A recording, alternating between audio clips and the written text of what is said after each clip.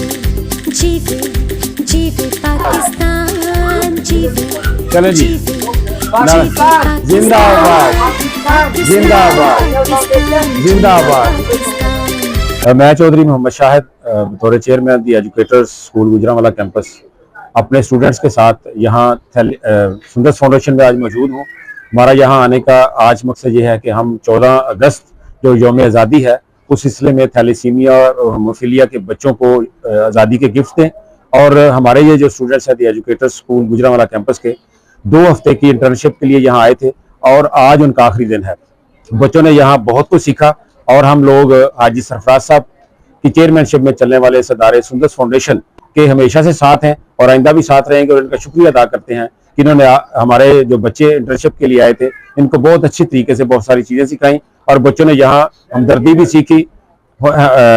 Haemophilia और thalassaemia के मर्ज के हवाले से इनके इल्म में आया कि ये मर्ज क्यों पैदा होता है और इनसे कैसे बचा जा सकता है।